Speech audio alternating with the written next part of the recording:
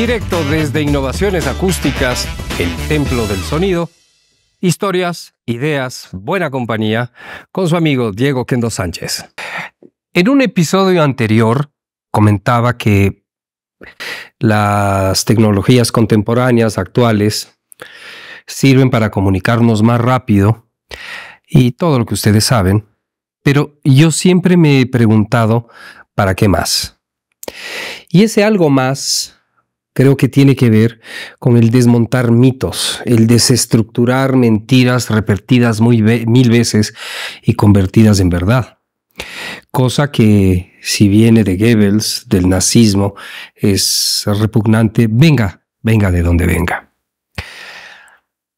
En 1956, al estreno de una película llamada El loco de pelo rojo, en París asiste un hombre octogenario, 83 años, magnate, banquero, no bancario. Bancario es el que cuenta el dinero ajeno. Ese es el bancario. El banquero, en fin.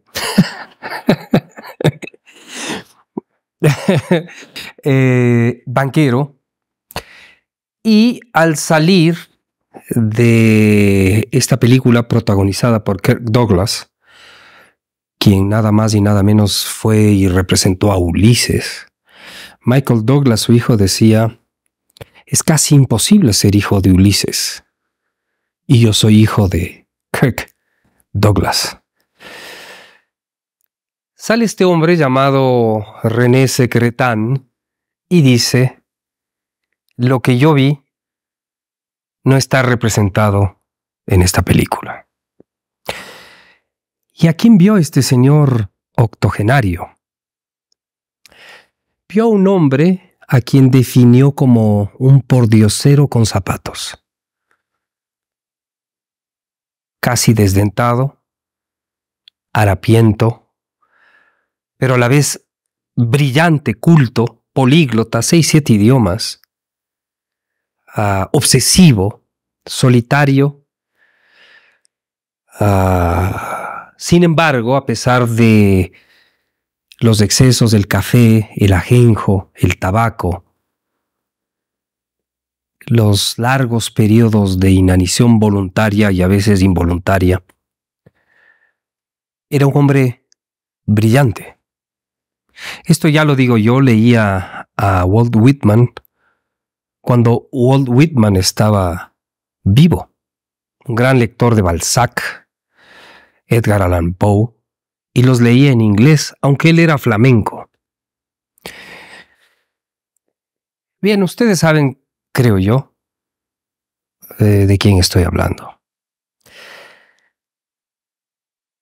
Mucha mentira, un cañamazo intrincado, enredado sobre Vincent Van Gogh nos ha alimentado la imaginación.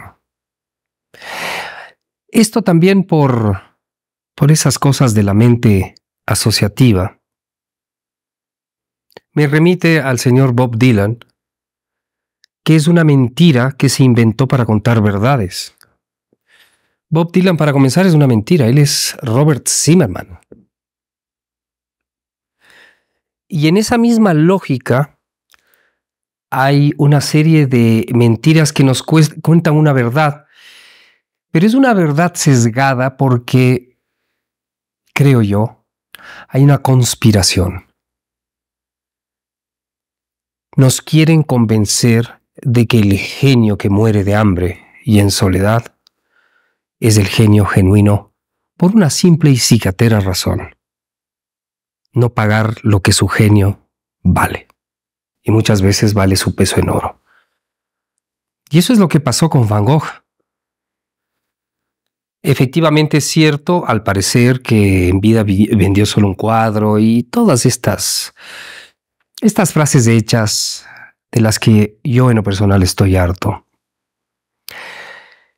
Y que se tejieron en una biografía novelada y yo diría ficcionada, una mentira para intentar contar una verdad llamada El anhelo de vivir, The Lust of Life, quizá La lujuria de vivir, de un autor, Irving Stone, quien debió haber sido, yo creo que se creyó sus mentiras.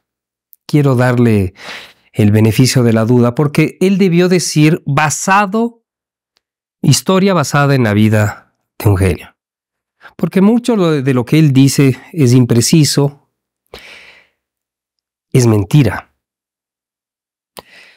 Y la más grande de las mentiras, no sé si recuerdan ustedes el episodio de Gardel, que no muere en un accidente sino en un atentado, atando el hilo del tiempo y de la historia y de la narrativa. Van Gogh, y de esto estoy convencido de acuerdo a estas revelaciones que nos da la nueva tecnología, nuevos documentos, nuevas formas de análisis, de investigación. Van Gogh no se suicidó. Y esto lo he dicho entre pintores, gente que cultiva el arte. Y es como mentarles la madre. No puede ser, imposible, ¿cómo vas a creer? Se enojan. No soportan la posibilidad de que su acto de fe, aunque son ateos, sea violentado por una cosa o una posibilidad de otra verdad. Van Gogh llega a Auvers, 30 kilómetros de París. Se hospeda en un hostal financiado siempre por Theo, su hermano.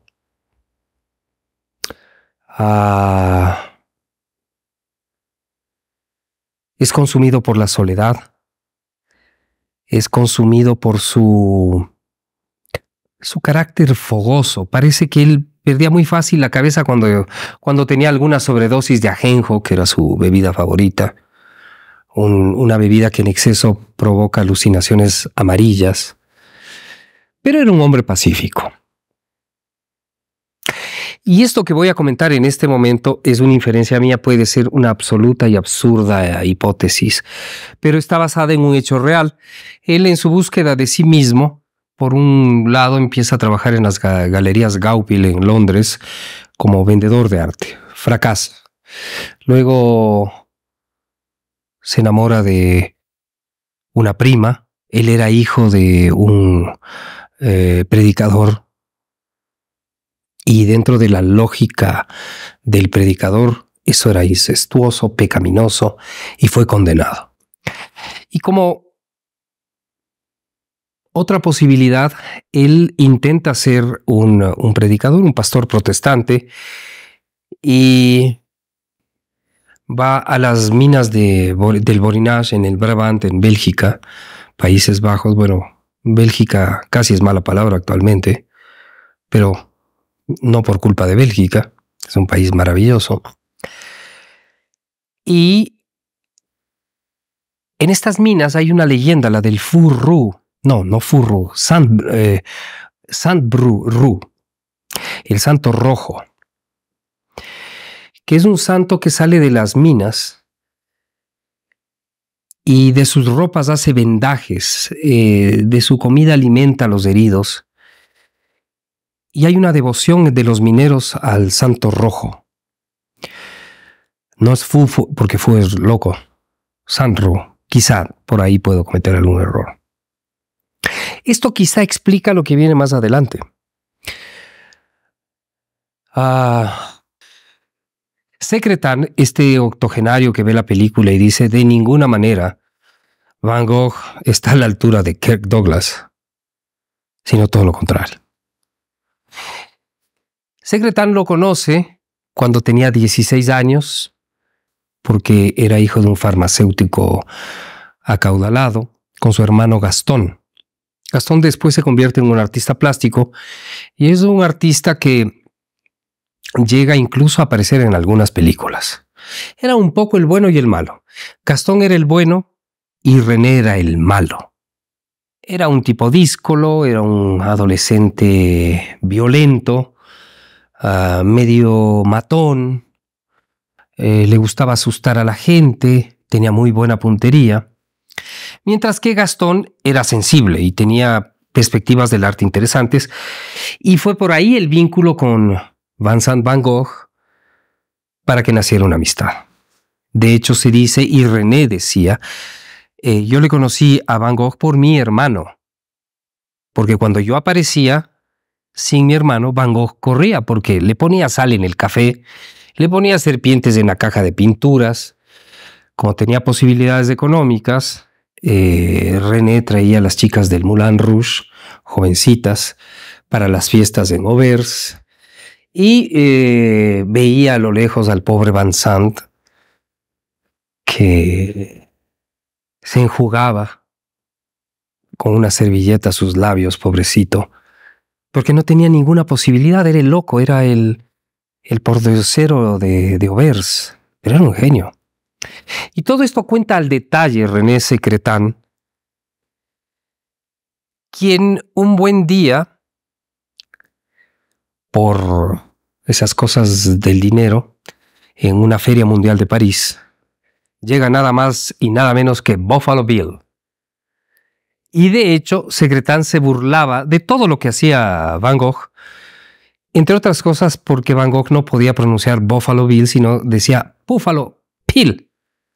Y se le burlaban por todo al pobre Van Gogh. Y se compra un traje. Ya en esa época los estadounidenses habían inventado el merchandising. Se compra un disfraz de Buffalo Bill, con sus cartucheras, con su chaleco, con sus perneras, no sé si se dice si eso es correcto, las perneras de piel, pero le faltaba algo, una pistola de verdad, que la consigue con el casero de Van Gogh. Un muchacho de 16 años, fanfarrón, con las hormonas alborotadas, con una tendencia de mal tipo, no sé por qué se transformó en banquero. No todos los banqueros son malos tipos. No todos. No, nada de correano por aquí, no. Y por congraciarse con Secretan, accede a vender o prestar una pistola que a veces disparaba y otras veces no. La peor de las pistolas, la más peligrosa del mundo. La que funciona a veces y la que dispara en otras. Y así completa su disfraz de Buffalo Bill, o de Buffalo Bill, como decía Van Gogh, el muchacho Secretan. Entonces, cuando no se divertía con las chicas traídas del Moulin Rouge, se divertía cazando ardillas, liebres, conejos, peces, con sus botas de cuero y, por supuesto, atormentando al pobre Van Gogh.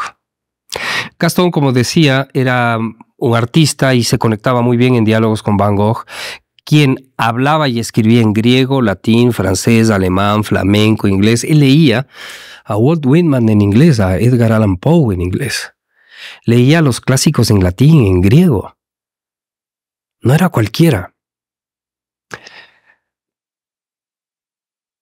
Y algo que creo que debemos subrayar es que Van Gogh amaba la vida, pero la vida no amó a Van Gogh. Pocas alegrías, por no decir ninguna, tuvo el pequeño, el joven y el genio Van Gogh. Era compulsivo, obsesivo. Le acusaban, como a Mozart, demasiadas notas en tus sinfonías. A él le acusaban demasiada pintura en tus obras. Y él no podía matizarse, era compulsivo. Estaba en otra frecuencia. Así que esto agudizaba su soledad, pulía su genio, y a la vez era el hazmerreír del pueblo. No sé si un buen día o un mal día, eso depende, porque Van Gogh solía decir que algo así como: no soy muy aficionado a la vida, pero no me la quitaría. Esto es muy importante. Sí, la vida no ha sido erótica, generosa conmigo, pero bailo con ella. Van Gogh sale después del almuerzo con su caja de pinturas a pintar, y como hacia la cena, si es tarde noche, regresa al hostal malherido.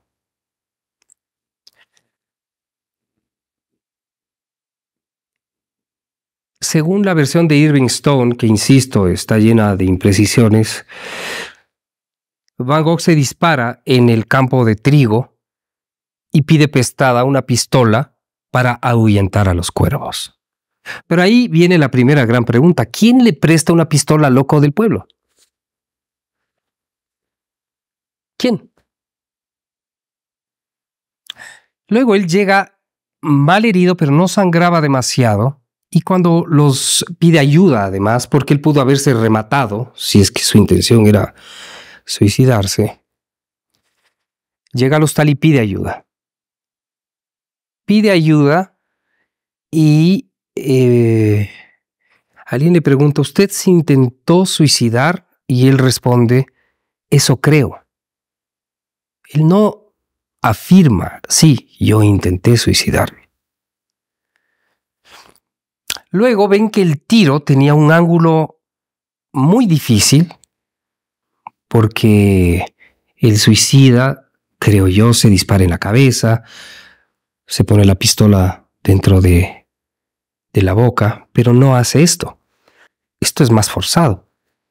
Y luego había una distancia entre la herida y, según la balística, la trayectoria del proyectil.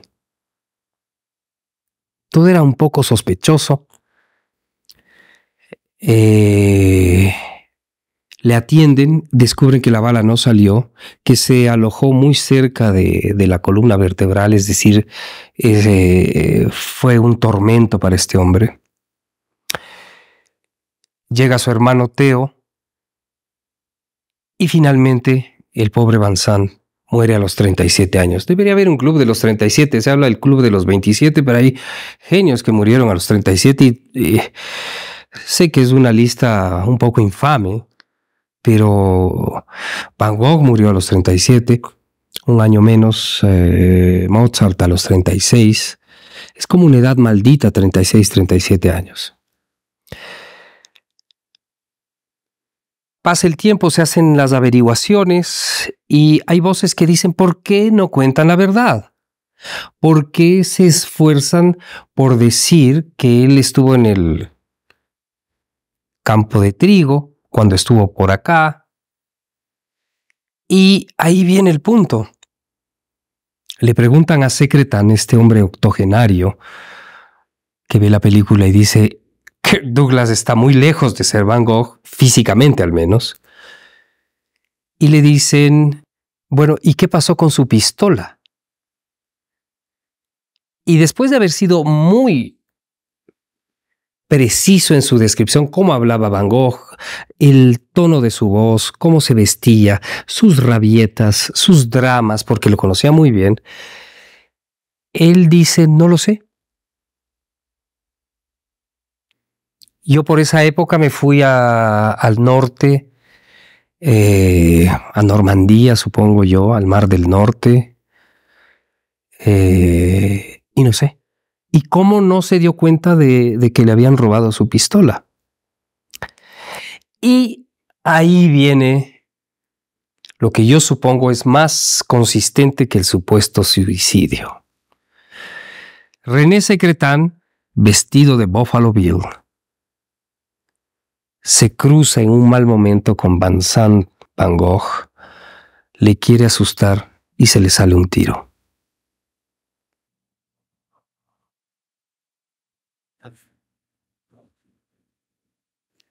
Y lo que se supone que es un suicidio, en realidad, y yo creo todo lo que documenta esta hipótesis, es un asesinato involuntario.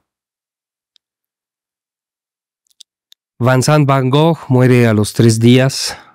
Su hermano Theo alcanza a llegar. Y lo dramático, para despedirse de él, Van Gogh nunca revela un intento de suicidio, porque él era un santo.